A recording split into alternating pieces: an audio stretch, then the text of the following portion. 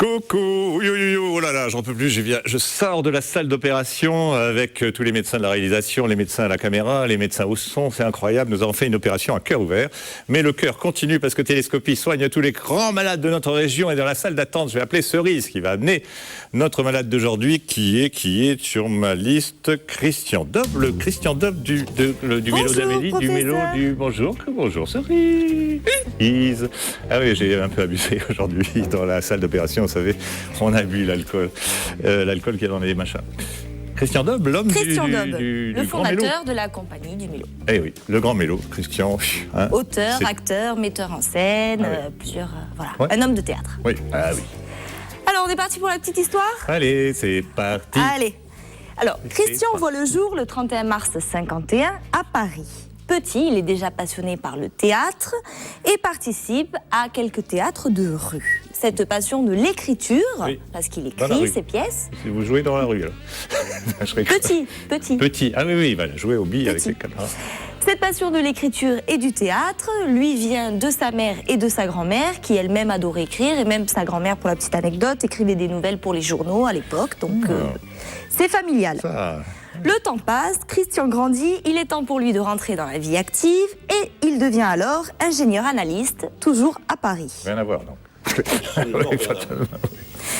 En parallèle, il se produit dans les MJC avec un one-man show à petit budget qui le conforte dans son envie de jouer un jour dans son propre théâtre. Petit budget déjà.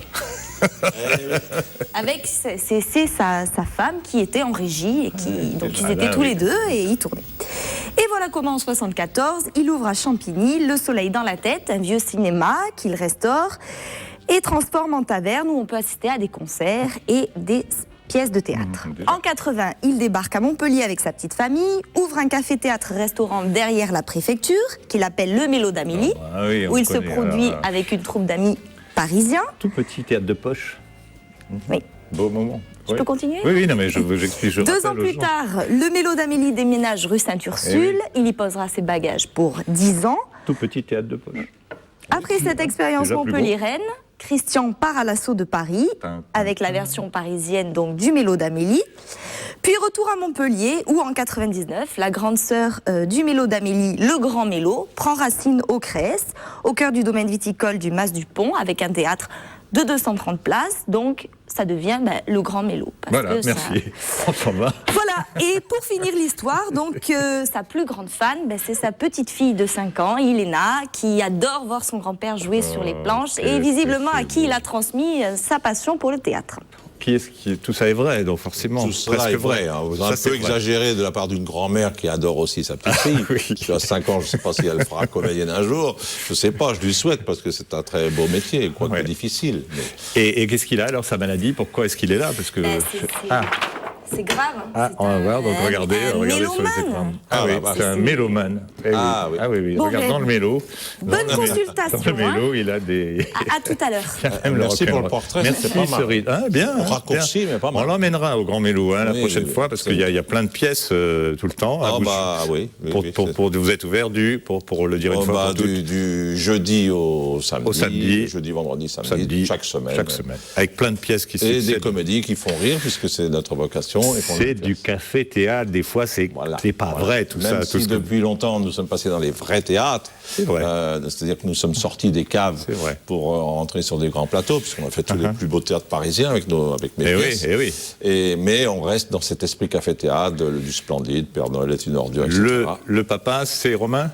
Le papa, c'est Romain Bouteille, sur la conception et sur l'idée de dire on fait du théâtre malgré tout, c'est-à-dire on n'a pas de rond, mais on trouve un garage, on met 3 planches, 3 projos, et on fait du théâtre et on s'amuse entre copains. Et de l'humour, bien sûr. Par-dessus tout. Et de l'intelligence aussi. Oui, mais c'est l'intelligence, c'est... Bien sûr, camarade. Et de l'insolence, etc. L'insolence, je ne suis pas seul, il y a un insolent qui est avec moi, qui veut s'immiscer dans cette émission, Monsieur Scanner, bonjour, écoutez. Professeur, et bonjour à votre invité, Monsieur Dob.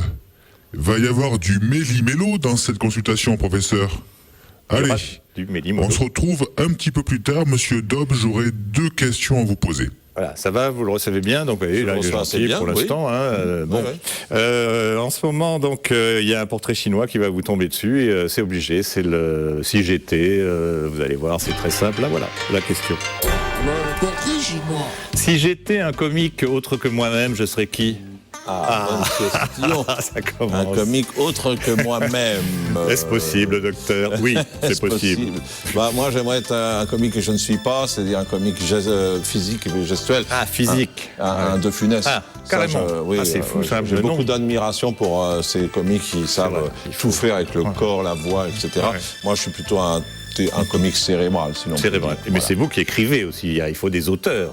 Oui, bien sûr. Bon. C'est parce que je suis auteur et que je suis plutôt dans le cérébral que j'aimerais être un clown style De Funès. Il faut être à la hauteur, de toute façon. Un Coluche, bien entendu, ça, évidemment. Un Coluche aussi. Oui, et dans les femmes, tiens. Est-ce qu'il y a une femme comme ça qui vous fait exploser? Il y en a plusieurs. Évidemment, Muriel Robin m'a beaucoup fait rire. Et puis aujourd'hui, Foresti. C'est vraiment des pointures. Vous avez, si vous deviez vivre dans un autre pays, c'est ça lequel? Un autre pays? Oui. Moi, je dirais la Lozère.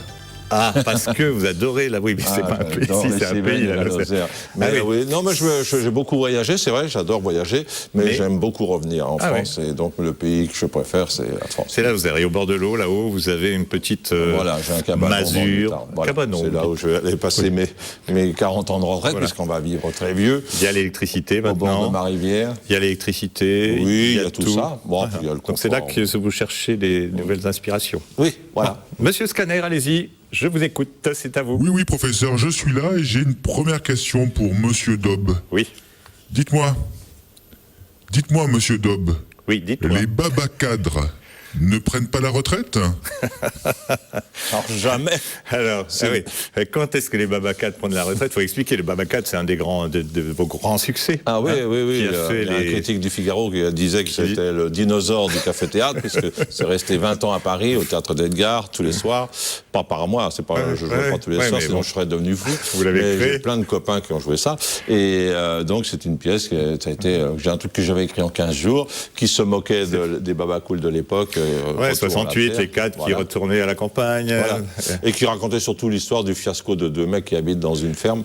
Et qui s'entendent pas trop, vraiment. Pas trop, et puis tout foire, quoi. Ils ont une mise de grands espoirs sur l'artisanat et l'élevage de canards et de chèvres, et tout foire, bien sûr. Et donc, c'est le comique de la situation. Et cette pièce, c'était un petit miracle et un bonheur à jouer.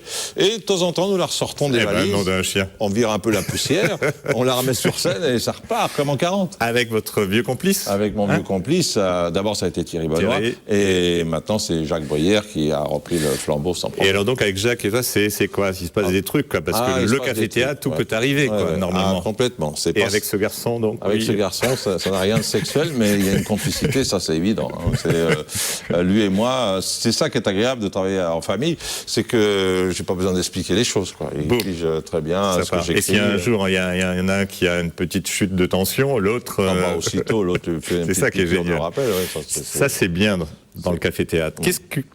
Proust. Ah oui, c'est Proust. Vous connaissez un copain, vous? Bien Proust. sûr, Proust, oui. Un petit Proust vaut mieux que deux, tu l'auras. Alors, votre héros préféré dans le cinéma, si vous devriez, est-ce qu'il y a un acteur, quelque chose préféré, moi j'aimerais un Woody Allen. Je ne sais pas si c'est un héros, mais c'est le héros des temps modernes. Un petit Woody Allen. Ah oui, Woody Allen. Et dans la chanson? Dans la chanson, qui aime-vous? Alors là, j'aimerais être Mick Jagger. Mick Jagger, carrément. Ouais, Let's spend tonight together. Cette santé, vous avez vu comme je parle anglais? Cette énergie, cette santé, il n'y a que lui. Ça, c'est English. Et in French? In French. In French, est-ce que vous avez un petit chanteur? Vous n'allez pas me dire des Brassens, des machins, si, quand même. Oui, bien sûr. Mais bon, on parle des vivants. Allez, chiche. Des vivants. Qui aimais-je? Qui m'aimais-je? Qui aimais-je? C'est joli. Dans les vivants. Qui aimais-je dans les vivants? Ça préfère une scène. Charlie Winston, non, c'est pas. J'en sais rien, moi. Il a fait sa carrière en France. En français. Je cherche, je trouve pas là. Non, dans les nouveaux, non, mais non. Je suis pas très branché la musique, finalement. Non, Sardou, ça me souffle. Je vois quand même. Non, pas, puis il est mort. Il existe encore. Il y a eu Higelin, j'ai eu Higelin. C'était pas. On va penser que je suis un vieux 68 ans. Moi aussi. Alertez les bébés. Alertez. Bon, les bébés. Un message nous tombe des nues. Non. Si, des fois je dis des phrases comme ça définitives. Vous avez un message, regardez, lisons-le. J'étais à vos 10 ans au Zénith. Oui. Vous vous souvenez, Amélie? Ah oui, elle était au premier rang à droite. Elle a 70 ans, non? C'est un petit gag, parce que vous avez fait vos 10 ans au Zénith, quand même complètement fou. Vous êtes fou. Une scène comme ça, c'est pas un café-théâtre. Oui, c'est pas évident. Comment c'était ça, c'était un grand bonheur, parce qu'on a retrouvé dans la salle beaucoup de monde. C'était plein. Des 10 ans, des gens qui... Et que des gens qui nous aimaient, bon, avec quelques nouveaux quand même. Et donc, mais de jouer dans un truc où il y a 10 mètres de plafond... Ah, c'est sûr. C'est à toi à faire. Mais bon, avec la technique aujourd'hui... Ah oui, vous avez des petits micros, chef et tout, on y arrive. On a fait un peu, justement, nos Florence Foresti, nos Danny Boone, nos Gad Elmaleh.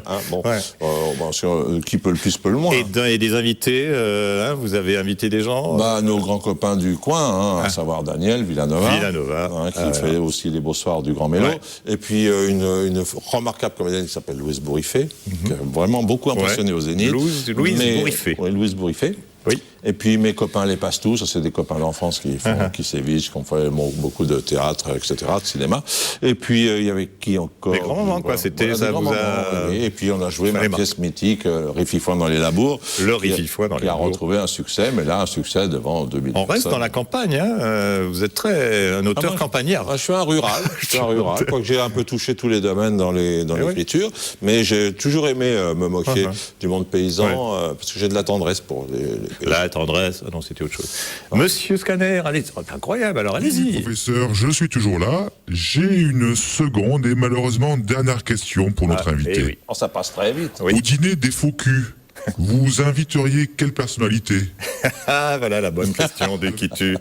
Le Dîner des faux culs, qui est une de vos dernières pièces, qui se joue en ce moment ardemment. Bien sûr. Et vous pouvez aller les voir, parce que c'est l'histoire de deux personnages encore qui s'entendent pas. Bien sûr. Oui. Mais la question, c'est quelle est la personnalité que vous inviteriez au ce dîner des faux culs? J'inviterais sans problème n'importe qui, les grands décideurs culturels de la région, qui donnent beaucoup de subventions à des tas de troupes soporifiques et médiocres, souvent. Enfin, ça, j'en vois un peu, je balance, mais c'est vrai, parce que souvent, ils donnent beaucoup d'argent à des théâtres qui sont déserts, ou qui emmerdent le monde au niveau des trucs, et donc je les inviterais pour qu'on discute sainement, de savoir, c'est bien. Joli mot. Moi, je veux bien qu'on fasse tous les théâtres du monde, y compris du théâtre difficile, poétique, philosophique, tout ce qu'on veut, mais que ça soit bien fait. Et que les gens sortent heureux de la salle. D'accord. Donc, moi, je fais du rire, donc je suis taxé de comique. Oui, ça compte pas des fois, même dans les Césars. Le degré zéro du théâtre. Mais moi, au moins, je sais que les gens sortent de ma salle contents et heureux. Alors, je voudrais que les subventionnés... Il y en a des très bons, mais donc vous les invitez. Pas de nom, donc. Voilà, pas de nom. Non, mais les décideurs surtout. Oui, mais Cerise, vous connaissez. Ah oui. On va l'appeler. Ah oui, on va l'appeler. Ah bah oui, on va l'appeler parce que c'est l'heure de. Ça passe. C'est l'heure de la question. Coquine. C'est la question coquine. Je l'ai. La question coquine. Alors. Regardez. J'ai une question qui me brûle les lèvres. Ah, c'est coquine déjà qui vous brûle les lèvres, c'est dégoûtant. Non, mais les lèvres. Ah oui. Pas les lèvres. On sait un peu ce qui se dit sur le milieu, etc. Donc, est-ce qu'il faut coucher pour jouer au Grand Mélo? Oui. Oui, bien sûr, évidemment. Mais le problème, c'est que maintenant, nous, on n'est plus en état de... Voilà, c'est-à-dire il faut juste se coucher. Voilà. On s'allonge et c'est bon. On peut faire la sieste. Voilà. Donc, mais sexuellement, on a trop donné. C'est vrai. C'est fini au Grand Mélo. Donc, ce n'est pas un mythe. Sachez-le, il faut vraiment coucher pour réussir. Donc, vous arrivez, vous voulez faire du théâtre, vous vous couchez. Voilà. C'est selon la manière dont vous dormez, faire la sieste, parce que j'apprécie beaucoup la sieste. C'est important. Je me dis, celui-là, il a un pouvoir de concentration. Parce que vous vous levez trop tôt le matin pour aller travailler dans votre verrière au fond du jardin. Ah, tout à fait. Jusqu'à ce que votre femme vienne vous chercher pour manger. Ou que vous y allez vous-même parce que vous êtes comment on le libère, ce garçon? On va lui faire... on va en profiter. Il va nous faire une petite impro. De quoi? C'est quoi? Alors, il va se mettre dans ma peau. Dans la peau de l'infirmière. Et il va séduire le professeur. Ah oui, c'est sympa, non, séduire vous, le professeur. Imaginez ce que je sois. Imaginez que le professeur, c'est votre infirmière, et donc elle va vous séduire. Ah oui, d'accord. Allez-y, Cerise. Je dois séduire cet individu. On a le droit de fermer les yeux. Dépêchez-vous, il reste 19 secondes. Bon. Je peux bouger, j'ai le droit? Non. Restez assis. En mots. Bon, alors, bon, évidemment, il y a le c'est à toi, ces beaux yeux-là. Oui, hein, c'est à moi. Vous habitez chez vos parents? Pas encore.